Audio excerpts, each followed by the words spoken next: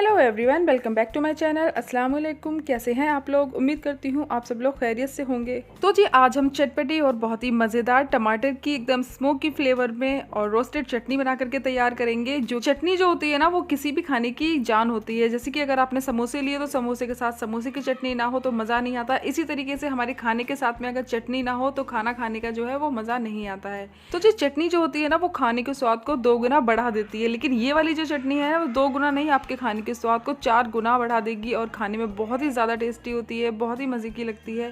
तो जी चलिए फटाफट से हम इस रेसिपी को बनाना स्टार्ट कर लेते हैं। और अगर अब तक आपने मेरे चैनल को सब्सक्राइब नहीं किया है तो चैनल को सब्सक्राइब करें, वीडियोस को लाइक करें, ज़्यादा से ज़्यादा शेयर करें। तो जी चलिए फटाफट से हम इस टेस्टी सी रेसिपी को बनाना स्टार्ट कर लेते हैं। तो जी चटनी बनाने के लिए हमने यहाँ पर ले लिए हैं लाल वाले 4 टमाटर और 4 मैंने यहाँ पर हरी मिर्च ली हैं। ज़्यादा तीखी वाली अगर है तो आप कम भी कर सकते हैं, और अगर आप ज़्यादा तीखा पसंद करते हैं तो आप मिर्ची की क्वांटिटी को बढ़ा भी सकते हैं।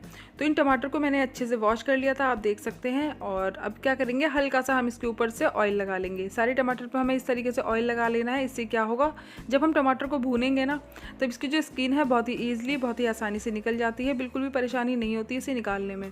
तो सारे टमाटर को हम इस तरीके से ऑयल से ग्रीस कर लेंगे। और साथ ही हमें यहाँ पर हरी मिर्च को भी इस तरह से ऑयल से ग्रीस कर लेना है। बहुत ही अच्छे से ये भी भुन जाती हैं इस तरह से।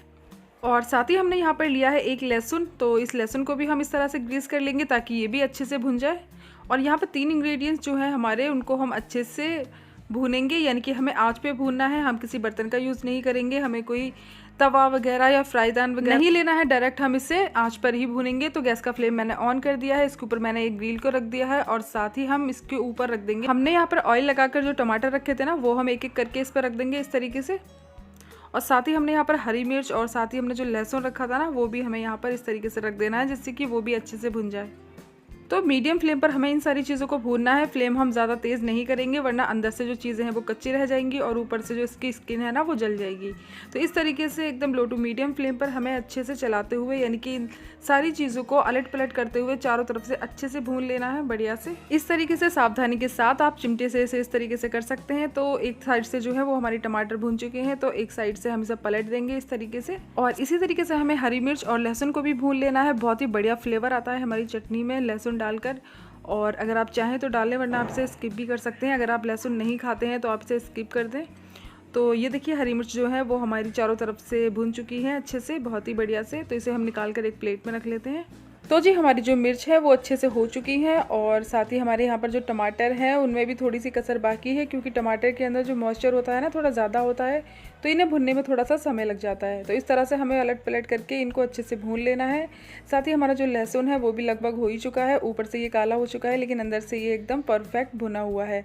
तो इसे भी हम हटा देते हैं और टमाटर को हम अच्छे से और भून लेते हैं 1 मिनट के लिए। तो जी यहाँ पर आप देख सकते हैं टमाटर की जो हालत है उसे देखकर लग रहा है कि हमारे जो टमाटर हैं अच्छे से भून चुके हैं। और गैस का फ्लेम हम ऑफ कर देंगे। टमाटर को भी हम एक प्लेट में निकाल करके रख लेंगे एक साइड में, और इनको हम थोड़ी देर के लिए ठंडा होने देते हैं। तो जी लगभग 5 मिनट के लिए हमने इसको छोड़ दिया था हल्का सा ठंडा होने के लिए। तो ये देखिए ठंडा ये हो चुका है। और साथ ही मैंने यहाँ पर एक बाउल में ले लिया है पानी, नॉर्मल पानी मैंने यहाँ पर लिया है।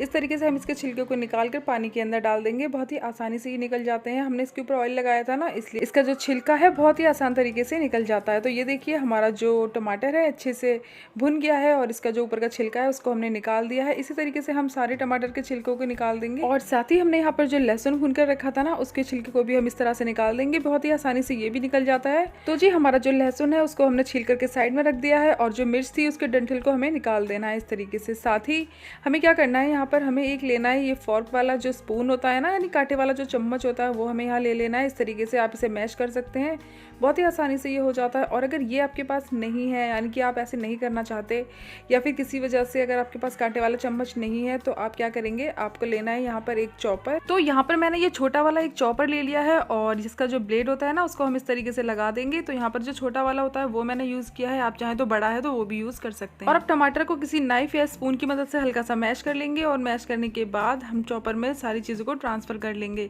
तो साथ ही हमें इसमें हरी मिर्च और जो हमने भून कर रखी थी ना वो, और लहसुन भी हमें इसमें साथ ही में डाल देना है। और डालने के बाद हमें इसके ढक्कन से इसको कवर कर देना है। इस तरीके से हम इसे कवर कर देंगे और कवर करने के बाद हम इसे इस तरह से चलाते हुए अच्छे से इसको ग्राइंड कर लेंगे।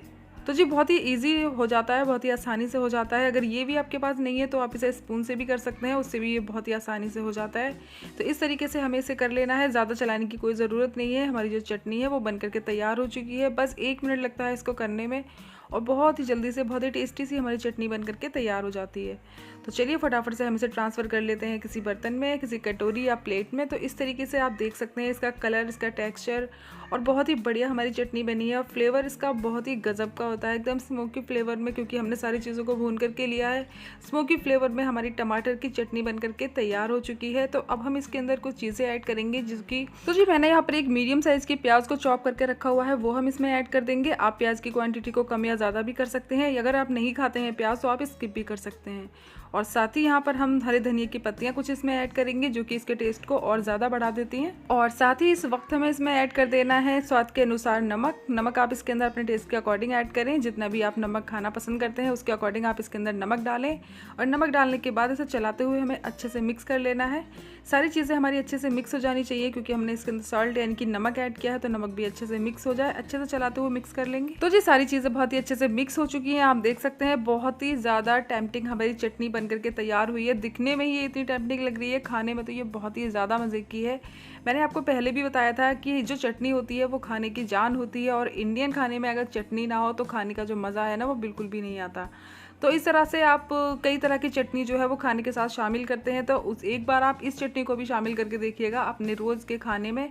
आपके खाने का जो स्वाद है वो 2 गुना नहीं 4 गुना बढ़ जाएगा, और आप रोज़ इसी चटनी को बनाना पसंद करेंगे और सभी को बहुत ही पसंद आएगी। तो गाइस एक बार तो ये चटनी बनाना बनता ही है, तो आप इसे अपने घर में बनाइए और सबको खिलाइए, और मुझे कमेंट करके ज़रूर से बताइएगा कि आपको मेरी ये रेसिपी कैसी लगी।